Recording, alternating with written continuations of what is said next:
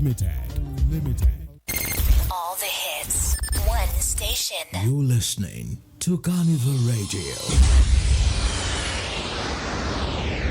The number one hit music station.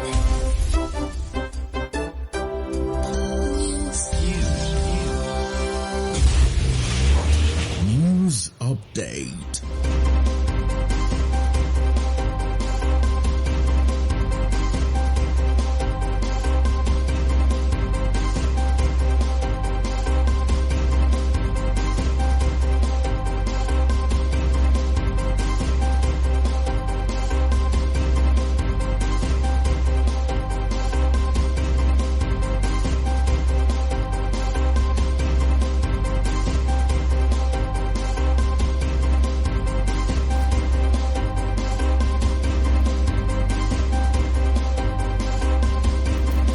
Good evening and welcome. I am Oluwadami Larry Badmos with the Carnival Radio News Update.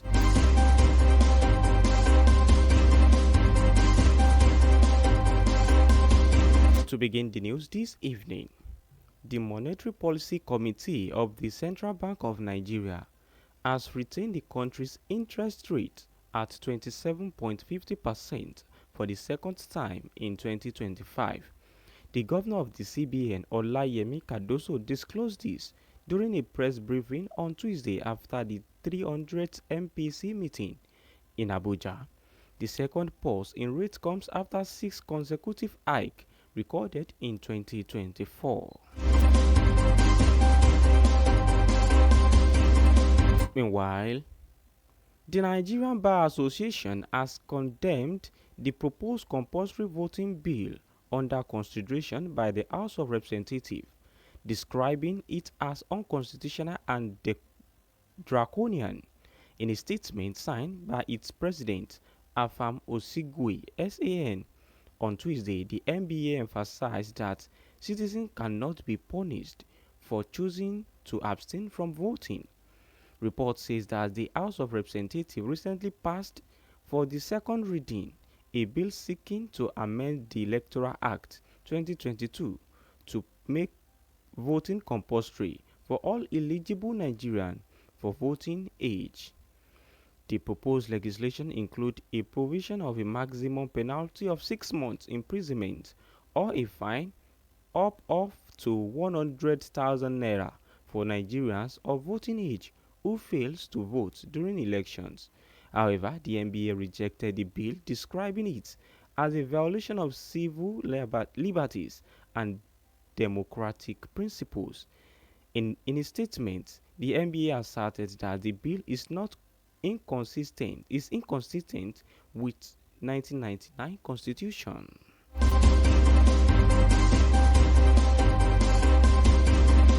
In the meantime, Chief of Staff to President Bola Tinubu, Femi Gbajabiamila, has called for urgent reform in Nigerian university system to address persistent funding challenges affecting their operations.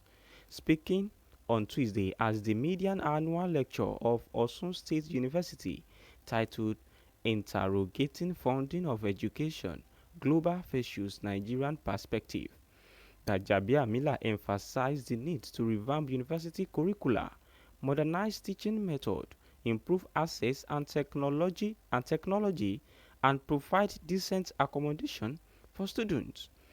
He also stressed the importance of ethical governance within institutions, calling for zero tolerance for misconduct such as plagiarism, criticism, and sexual harassment.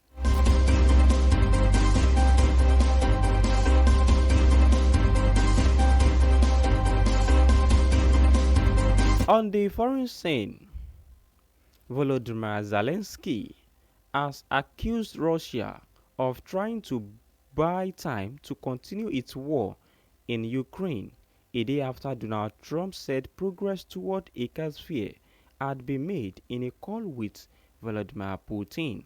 Following separate call with Zelensky and Putin on Monday, Trump said truce talks between Russia and Ukraine would start immediately. Putin said he was ready to work on the memorandum on a possible future peace agreement but did not address calls for a 30-day pause in fighting.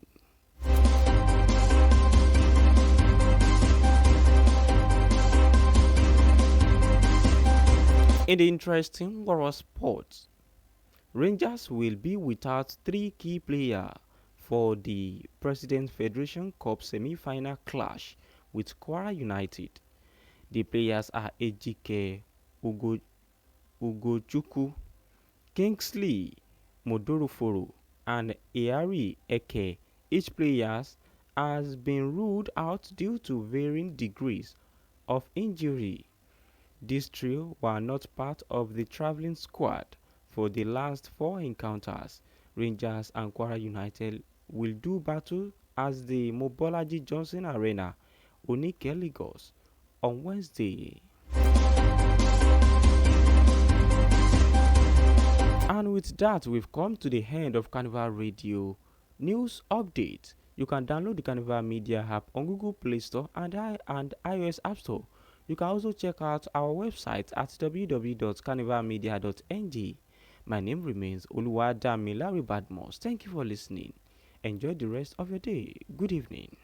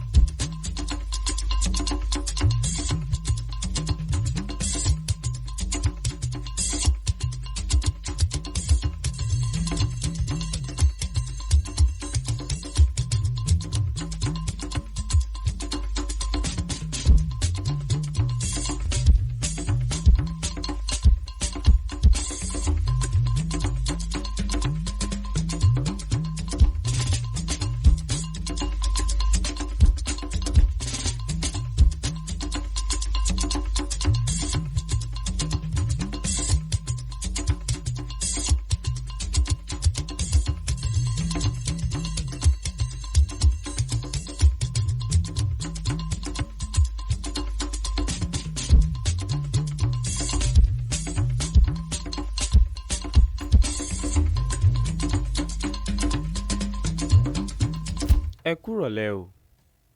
Àkójọpọ̀ ìròyìn rèé tó ń dé sí etí ìgbọ́yín láti ìkànnì Carnival Radio. Olúwadámiláre Badmus lóníròyìn yín.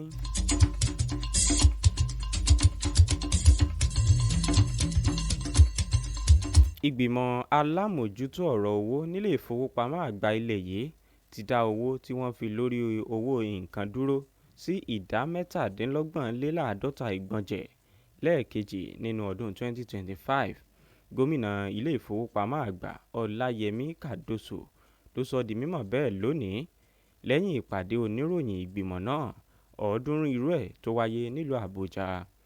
Ìdádúró owó ọ̀hún ni ó jẹ́ pé lẹ́yìn ẹ̀ẹ̀mẹ́fà ọ̀tọ̀ọ̀tọ̀ tí wọ́n ti fi kún owó náà ní ọdún 2024.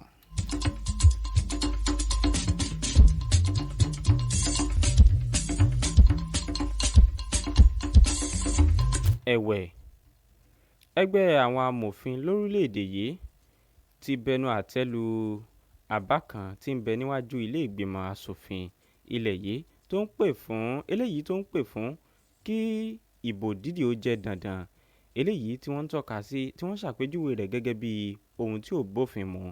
Nínú àtẹ̀jáde tí ààrẹ ẹgbẹ́ náà Afam Oṣiege buwọ́lù lónìí, ẹgbẹ́ ọ̀hún tẹnumọ́ pé kò yẹ kí ìfìyàjẹni ó wà fún ará ìlú tó bá pinnu láti má dìbò. Ó ṣe lálàyé pé ìdìbò jẹ́ àǹfààní olómìnira, kì í ṣe ohun tí ó yẹ kí a gbọ́dọ̀ fi ipá mú. Ìròyìn jẹ́ kó di mímọ̀ pé ilé ìgbìmọ̀ asòfin ló ti ṣàgbéyẹ̀wò àbá ọ̀hún lẹ́ẹ̀kejì àbá tó ń tọ́ka sí láti wá àtúnṣe sí òfin ìdìbò ọdún 2022 láti jẹ́ kó di dandan fún gbogbo ọmọ orílẹ̀-èdè Nàìjíríà tó ti tó ìbò dì láti kópa nínú ètò ìdìbò. Àbá òfin ọ̀hún ń tọ́ka sí kí ìjìyà ẹ̀wọ̀n oṣù 6 tàbí sísan owó ìtanràn tó tó ẹgbẹ̀rún lọ́nà ọgọ́rùn-ún náírà ó wà fún àwọn tí wọ́n bá kùnà láti kópa níbi ètò ìdìbò lásìkò tí wọ́n bá ń dìbò. Ẹ̀wẹ̀, àwọn aṣòfin ti tọ́ka sí ìlànà ọ̀hún eléyìí tí wọ́n ní ó kùnà sí òfin ẹ̀tọ́ aráàlú àti ìjọba olómìnira. Nínú àtẹ̀jáde ọ̀hún, àwọn amòfin jẹ́ kó di mímọ̀ pé àbá ọ̀hún ni kò sí nínú ìwé òfin orílẹ̀-èdè yìí ti ọdún 1999.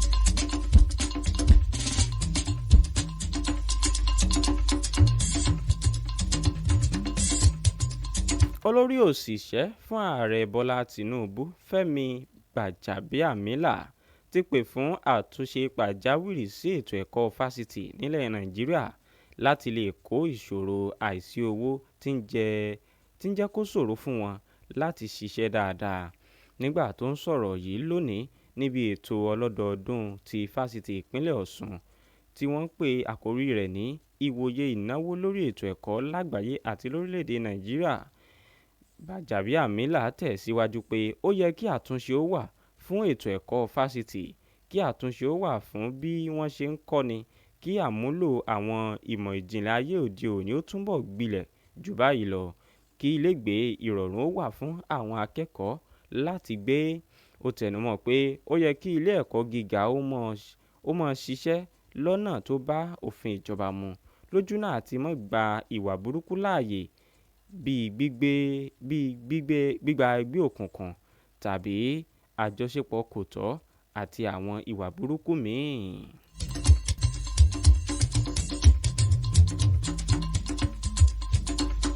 Kò ní jù báyìí lọ lórí àkójọpọ̀ ìròyìn fún tìrọ̀lẹ́ ti tòní. Olúwadámiláre Badmus ló ti ń ròyìn. Ẹ ṣé tẹ́ ń gbọ́ ìkànnì Carnival Radio kí ẹ ní àṣálẹ́ eléyìí tó dára.